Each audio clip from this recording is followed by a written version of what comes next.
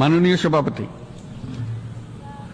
বহুমুখী সংকটে জর্জরিত বর্তমান বিশ্বে যুদ্ধ এবং সংঘাতের ফলে ব্যাপক ভিত্তিতে মানুষের অধিকার খর্ব হচ্ছে।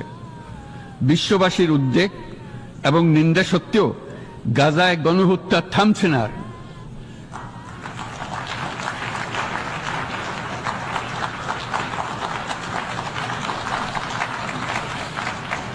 ফিলিস্তিনের মতো বিদ্যমান বাস্তবতা কেবল আরব কিংবা মুসলমানদের জন্যই উদ্বেগজনক নয়, বরং তা সমগ্র মানব জাতির জন্যই উদ্বেগের বিষয়।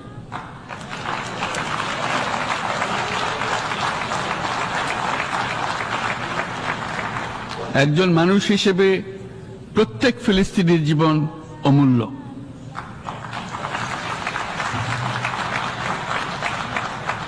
ফিলিস্তিনের জনগণের বিরুদ্ধে যে মানবতা বিরোধী অপরাধ হচ্ছে তার জন্য সংশ্লিষ্ট সকলকে দায়বদ্ধ করতে হবে।